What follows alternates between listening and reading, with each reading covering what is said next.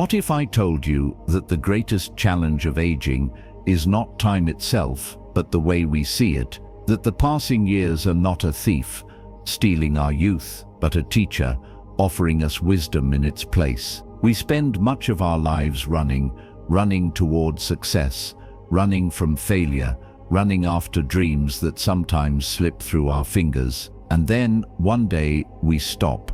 We look in the mirror and realize that the face staring back is no longer the one we remember. The body moves a little slower. The world around us feels a little different.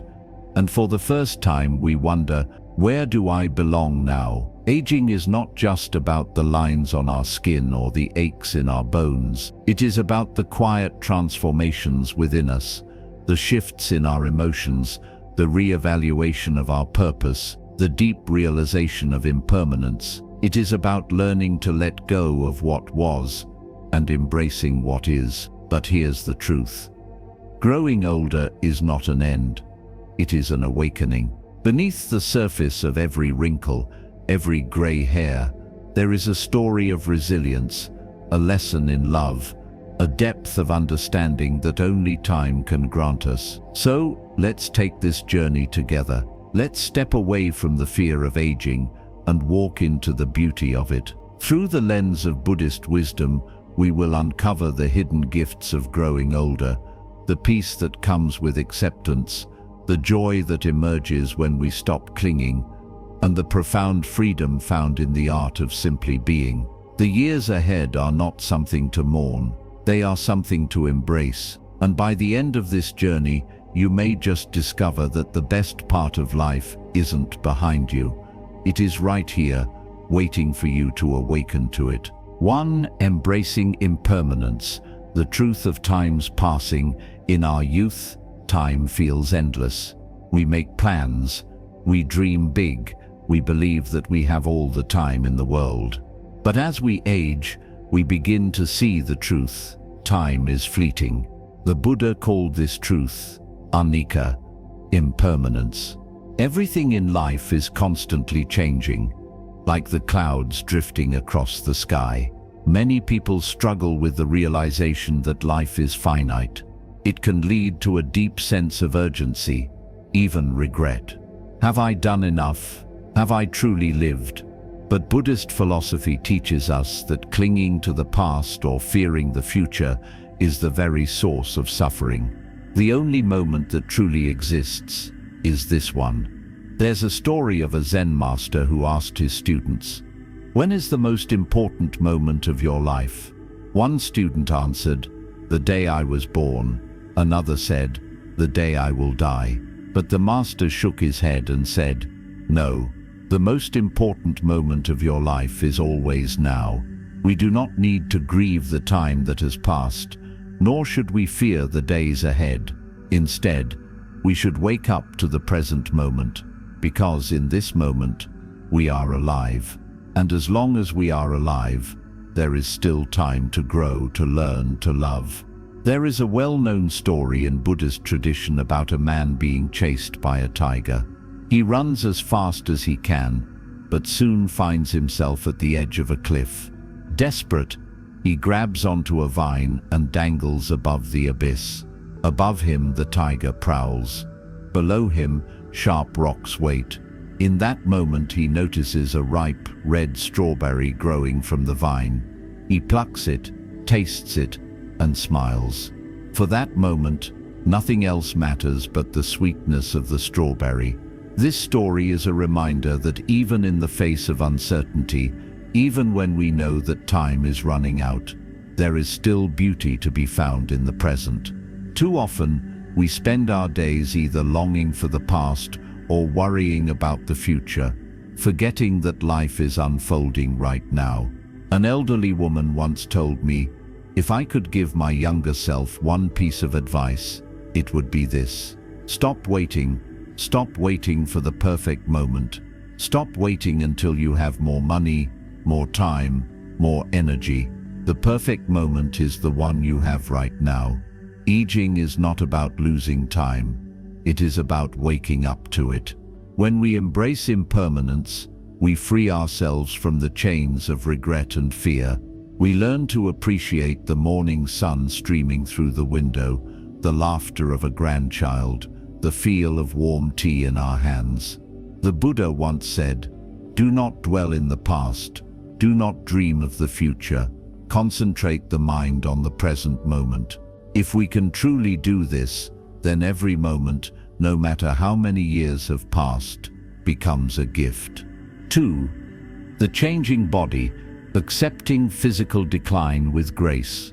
One of the greatest struggles of aging is coming to terms with our changing bodies. Once, we were strong, fast, tireless. We ran up the stairs without a second thought, carried heavy bags effortlessly, and danced until the early hours of the morning without feeling the weight of time. Now we notice the small things, the stiffness in our joints when we wake up, the slower recovery after a simple task, the occasional forgotten word that lingers at the tip of our tongue. It is tempting to feel frustrated, to mourn what we once could do. But let us pause for a moment and look at nature. Consider the life of a tree. When young, it is flexible, its branches reaching high, swaying effortlessly with the wind. But as it grows old, it becomes more grounded, its roots deeper, its presence more profound. It no longer bends as easily, but it stands stronger, offering shade, stability, and wisdom to the world around it. Does the tree lament that it can no longer dance in the wind as it once did? Or does it simply stand, wise and steady? Perhaps, like the tree, we too can shift our perspective. Instead of mourning what we can no longer do, we can celebrate the quiet strengths we have gained, the patience, the resilience, the deep understanding of life's ebb and flow. There is a story of an old samurai who, in his younger years, was known for his strength and agility. He could defeat opponents with a single strike, his body moving like a river, fluid and precise. But as he aged, his body slowed. His hands, once steady as stone, began to tremble. One day, a young warrior challenged him, mocking his age. The old samurai did not react with anger. He simply picked up his sword and held it steady. The young warrior attacked fiercely, but each time, the old samurai stepped aside just enough, barely moving, yet never being touched. When the battle ended, the young man stood in awe. He had exhausted himself trying to strike an opponent who never needed to fight back. The old samurai smiled and said, "Strength is not in force but in wisdom. The body fades, but mastery remains." This is the shift we must embrace. Our bodies will change, but our wisdom, our presence, and our spirit remain powerful beyond measure. A great Buddhist monk once said, "The body is like a guest house. Every morning, a new visitor arrives, sometimes pain, sometimes fatigue, sometimes energy. Welcome them all, for they are only passing through." What if, instead of resisting the changes in our bodies, we could accept them with kindness? Rather than seeing them as betrayals, we could see them as reminders of a life well lived. The aching knees that once carried us through countless journeys, the wrinkled hands that have held the people we love, the slower steps that allow us to finally notice the beauty we once rushed past. Rather than resisting these changes, we can adapt. A former marathon runner may find peace in the slow grace of Tai Chi. A person who once lifted heavy weights may now strengthen their spirit through meditation. A musician who once played rapid melodies may now find beauty in slower, more soulful notes.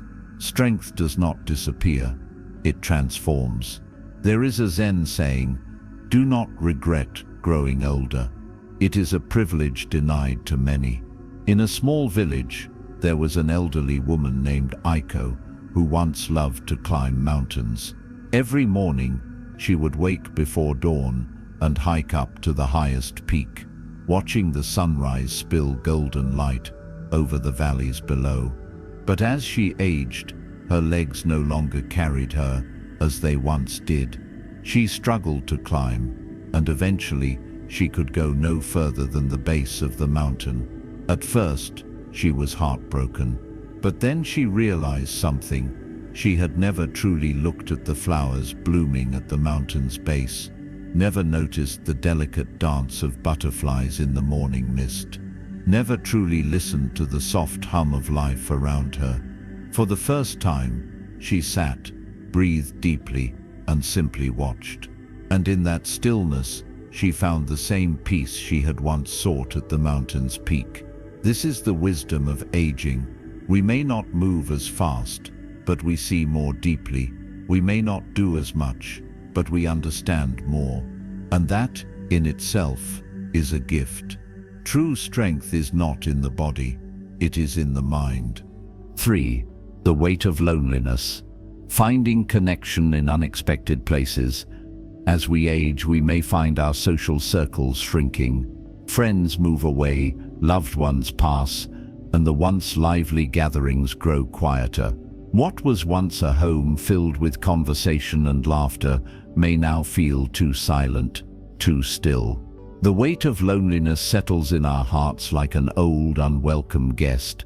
But Buddhism teaches us that we are never truly alone. In a small village in Japan, there was an old woman who lived alone.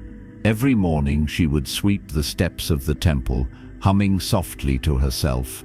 A young monk, noticing her, asked, "Why do you sweep the temple steps when no one is here to see?" She smiled and said, "Because when I sweep, I am in the company of the wind. I hear the whispers of the leaves. I feel the sun's warmth. I am never alone." This simple story reminds us that connection is not only found in people, it is found in the world around us.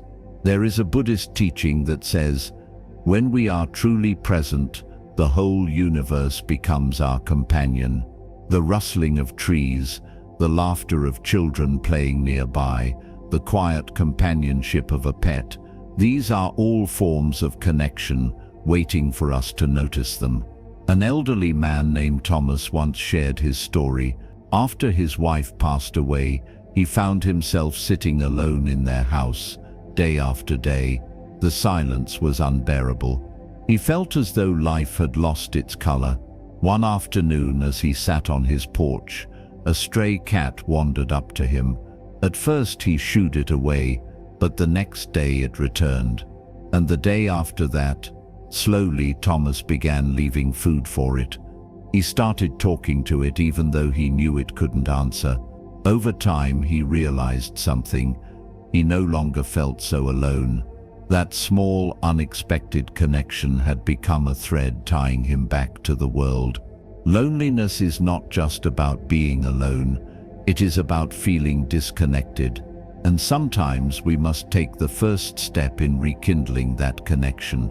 A retired teacher named Margaret had spent years shaping young minds, but after retirement, she found herself with endless free time and no one to share it with. The loneliness felt suffocating. One day she decided to volunteer at the local library, reading to children. At first she wondered if anyone would care about an old woman reading stories, but the children adored her, and soon she became a beloved fixture in the community. Through giving, she rediscovered her purpose, and with it, a deep sense of connection. The Dalai Lama once said, "We are all visitors to this time, this place. We are just passing through. Our purpose here is to observe, to learn, to love, and then we return home." Perhaps loneliness is an invitation to step outside, to engage, to create new bonds, even in places we never expected. We must open our hearts to connection in all its forms, joining a community, practicing kindness, embracing the world around us. It is never too late to reach out, to find companionship, to be part of something larger than ourselves. If we can learn to see loneliness not as an emptiness, but as an opportunity to connect with nature, with others, and with ourselves, then perhaps we will never truly be alone. 4. Regret and unfulfilled dreams. The power of the present. Regret is one of the heaviest burdens of old age. It lingers in quiet moments, whispering reminders of the dreams we never chased, the words we left unspoken, the paths we never walked. The weight of what could have been often feels unbearable, like a shadow that follows us, no matter how much we try to move forward. But what if regret is not a punishment, but a teacher? What if, instead of seeing our past choices as mistakes, we viewed them as lessons guiding us, even now, toward a deeper understanding of what truly matters? There is a well-known story of a man who once asked the Buddha, "I have wasted so much of my life. Is it too late for me?" The Buddha pointed to a tree. "When is the best time to plant a tree?" he asked. 20 years ago, the man replied. "And when is the second best time?" the Buddha asked. The man thought for a moment. Now, this simple but profound teaching reminds us that it is never too late to follow our passions. It is never too late to live fully.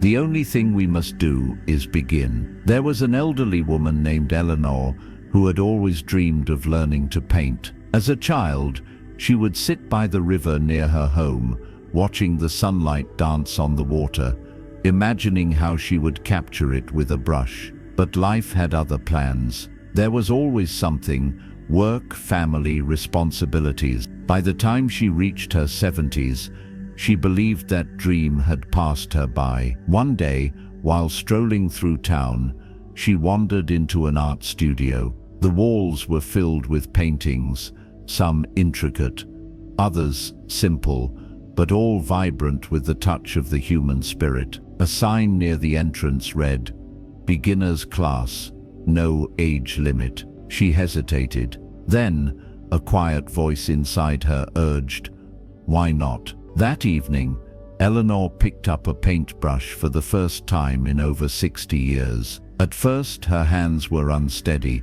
and the colors blended in unexpected ways. But with each stroke, she felt something awaken within her, a joy she had long buried beneath years of self-doubt and hesitation. A year later, she held her first art exhibition, not in a grand gallery, but in her small community center, where her paintings told the story of a woman who had finally answered the call of her heart. Eleanor's story is not unique.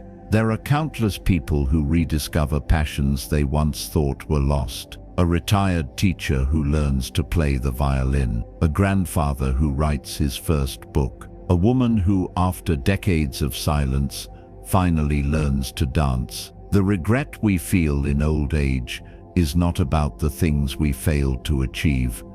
It is about the things we never even tried. The truth is, there is no expiration date on passion. As long as we are breathing, as long as we have the will, we can begin anew. A Zen master once said, "The past is a memory, the future is unknown, but the present is a gift." That is why it is called the present. If we allow regret to consume us, we become trapped in a past we can no longer change. But if we use regret as fuel, as a reminder of what still remains possible, then we transform it into something powerful: motivation. Imagine a man who spent his entire life working, saving, planning for retirement, only to reach old age and realize he had never truly lived. He regrets the missed sunsets, the family dinners he skipped, the love he was too afraid to express. But instead of drowning in that regret, he decides to make a change. He travels, he reconnects, he speaks his heart freely, and in doing so he finds that it was never too late. It was simply waiting for him to say yes to life. The lesson is simple, yet profound. You cannot rewrite the past, but you can choose how the story ends. The Dalai Lama once said, "The purpose of our lives is to be happy, and happiness is not found in what we have lost, but in what we still have, the moments that are unfolding right now in front of us." So if you find yourself weighed down by regret, take a deep breath. Let go of the past that no longer serves you. Focus on the present and ask yourself, what can I do today? Maybe it's learning something new. Maybe it's telling someone you love them. Maybe it's simply appreciating the sunrise in a way you never have before. Because the truth is, life is not measured by the years behind us, but by the moments we choose to embrace now. 5. Finding purpose beyond productivity. In the West, our sense of worth is often tied to productivity. For decades, we are conditioned to believe that our value comes from what we accomplish, the degrees we earn, the promotions we secure, the goals we check off our lists. We wear busyness like a badge of honor, measuring our days by how much we get done. But then comes retirement. The emails stop. The calendar clears. The daily routine that once defined us fades, and suddenly we are left with a question that many of us never truly prepared for. Who am I when I am no longer useful? A retired professor once confided in a Buddhist monk, "I feel useless. My career defined me, and now I have no purpose." The monk smiled gently and asked, "Do you still breathe?" The professor nodded, slightly confused. "Then your purpose is to be here, fully and deeply." This simple exchange holds a truth that many of us overlook. Purpose is not about what we do, it is about how we exist. There is a story of an elderly woman named May, who had spent her life as a renowned tailor. For years, she stitched elegant garments for others, her hands moving with precision, her work admired by many. But when arthritis stiffened her fingers, sewing became painful, and she could no longer continue her craft. She fell into despair, feeling as though she had lost her place in the world. One day, a young girl in her neighborhood came to visit. She had torn her favorite dress and asked May for help. With great effort, May guided the girl's hands, teaching her how to thread a needle, how to mend the fabric with patience and care. In that moment, something shifted within her. She realized that even if she could no longer sew for herself, she could still share her wisdom. And so, May began teaching young women the art of tailoring, not for money, not for recognition, but simply to pass on what she knew. Her hands had changed, but her purpose had not vanished. It had transformed. Buddhist philosophy teaches that our purpose is not tied to external achievements, but to the way we engage with life. Whether it is mentoring the younger generation, painting, gardening, storytelling, or simply offering a listening ear, our presence itself is enough. The Japanese concept of ikigai, which roughly translates to reason for being, suggests that a fulfilling life is not about relentless achievement, but about aligning our actions with what brings us joy and connection. A man named George, after retiring from his law career, found himself restless. He missed the intellectual engagement, the structure, the sense of importance. One day, while waiting for his wife at the grocery store, he struck up a conversation with a teenage boy struggling with his college application essays. Without thinking, George offered to help. That small moment turned into a weekly ritual, helping young students with their writing, guiding them through their fears and aspirations. He no longer wore a suit, no longer sat in a courtroom, but he had never felt more alive. Purpose, he realized, was not in the title he held. It was in the moments he showed up for others. The Buddha once said, "Your work is to discover your world, and then with all your heart give yourself to it." Discovering our purpose does not mean returning to the workforce or finding a new title to cling to. It means recognizing that we still have something to offer. Our wisdom, our kindness, our ability to be present with another human being. A woman in her 80s once shared, "My purpose now is simply to love, to wake up and love the day, to love the people I meet, to love the quiet moments. That is enough." And perhaps that is the greatest purpose of all. As long as we are here, we have meaning. As long as we breathe, we belong. Aging is not the closing of a book. It is the turning of a page. A chapter rich with wisdom, love, and newfound understanding awaits. Too often we see the passing years as a diminishing of life, when in truth they are an invitation to slow down, to savor, to embrace the beauty and simplicity. Life is not measured by the years behind us, nor by the titles we once held. It is measured by the depth of our presence, the kindness we extend, and the love we cultivate along the way. The past is a memory. The future is unknown. But this moment, this very breath, is yours to embrace. So, let the setting sun remind you, you are not fading, you are transforming. You are not losing, you are awakening. The best is not behind you. The best is within you. As you step forward on this journey, know that you are never alone. There is a community here, a space where wisdom is shared, where presence is honored, where every soul is valued. If this message has resonated with you, I invite you to join us. Subscribe to the channel, share your thoughts in the comments, and continue walking this path with us. Let's create a space where aging is not something to fear, but something to celebrate. Together, we grow. Together, we find peace.